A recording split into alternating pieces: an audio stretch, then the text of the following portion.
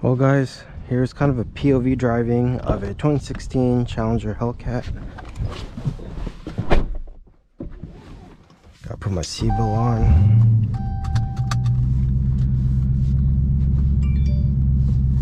Let me just put my phone on mute so we don't keep on getting, you know, calls and stuff like that, notifications.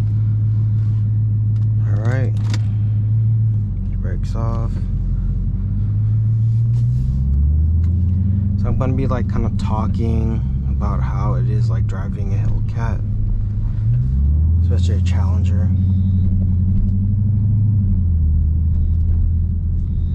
So first thing you kind of notice, the car is big. It's long, well not long, more like wide. You know, you do have like a huge front dash.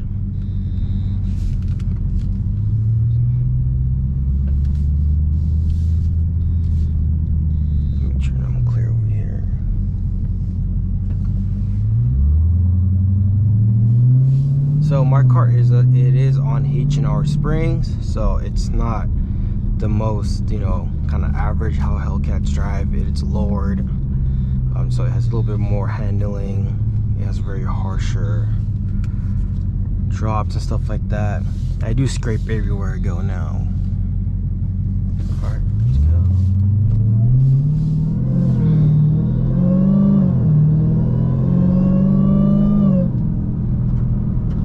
So one thing you kind of notice real quick on the Hellcats is how kind of simple everything is. I like kind of like the old school style analog of the cluster, and you know, mix some modern technology. Especially how this is kind of right here.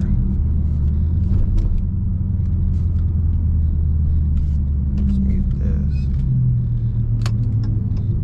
So I do have blind spot monitoring system, so it usually kind of tells me there's a car right there for me. You do have to get used to it because it is wide. It's not long, but it's wide, you know. So that's one thing you do have to get used to right away.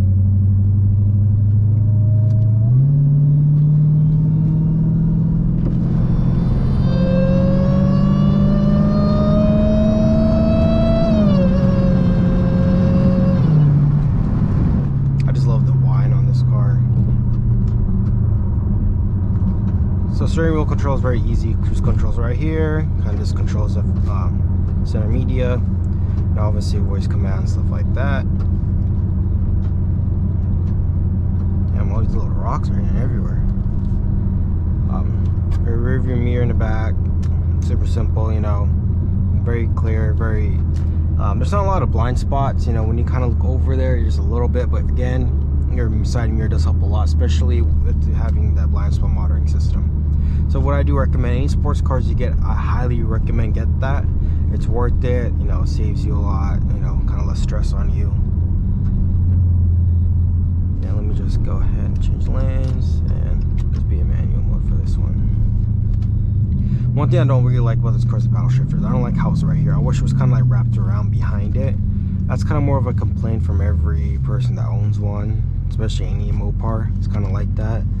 Besides the TRX, even with the TRX, it's kind of weird how the paddle shifters are. If you guys ever felt it, I prefer them being, you know, straight down, stuff like that, how the cars are.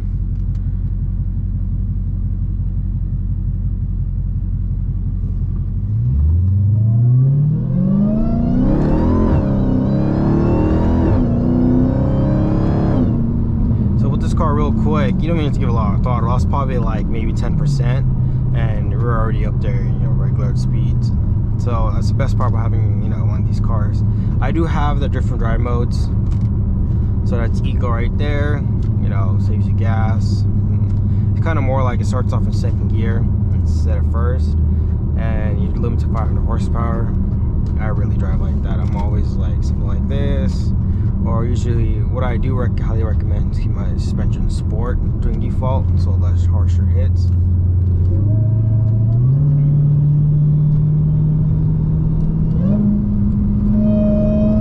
Now handling on this car real quick,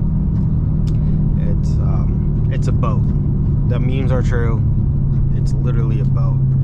You know, like look, lip return, there's a lot of body roll. Even with the H&R springs, it did help a lot. but still, it's not gonna handle like a 1LE Camaro. It's not gonna handle like performance Mustangs. You just have to face the fact. This car is really good straight line. That's for sure.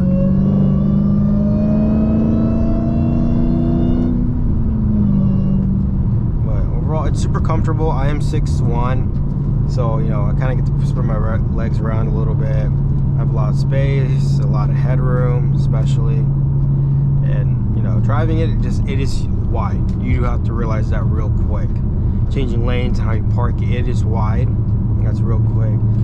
Seating, you do have to get a little used to it. You know, it's not like it's bucket seats or like, you know, hugs you. It kind of moves around here and there, but this car is not made for, you know, cornering or road course. It's made for straight line, which I love. It's a really good road car. A lot of people like, you know, say no, it's not. It's heavy. Hellcats have crazy top end. And if you follow my TikTok, you've seen this car in Mexico. And took an F90 on some races. It did take some Z01s, you know, especially on a roll. That's crazy top end.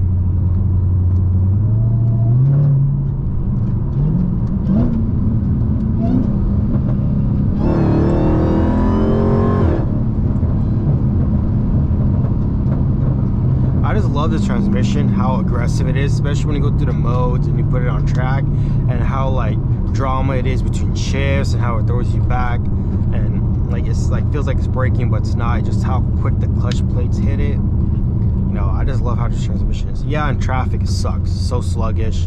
It feels weird. You know, if you guys ever drove a GTR in traffic, you know that's how kind of it is. But you know, different level.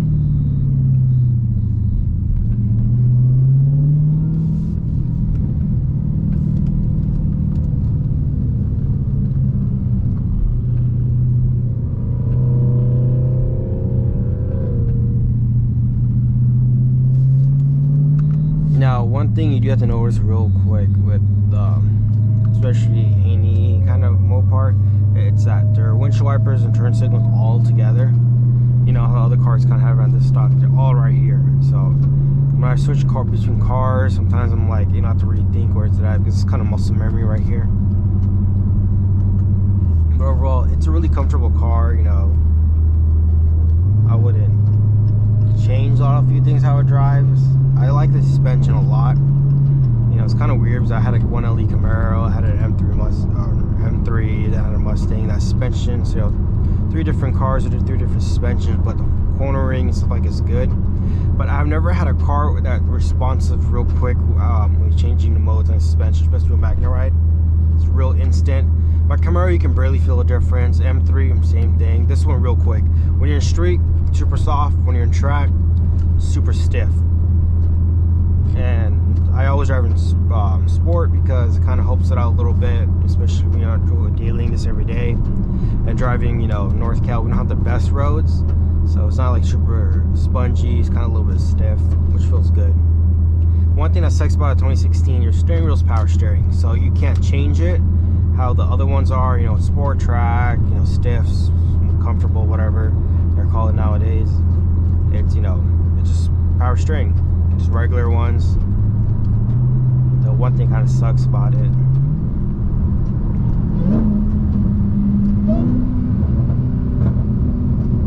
The quick pull. Again, that's quarter throttle. This car moves real quick.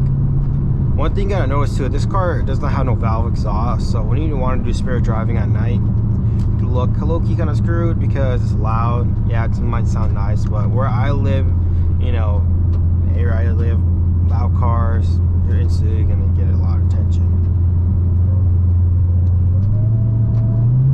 Now, when you're owning a Hellcat, just stop whining.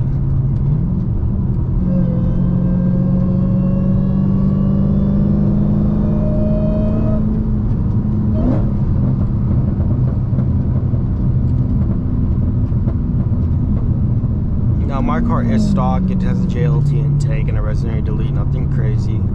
That's what it is. It might sound like, you know, it's burble tune and stuff like that. No, it's just bone stock. Just have a few things on there.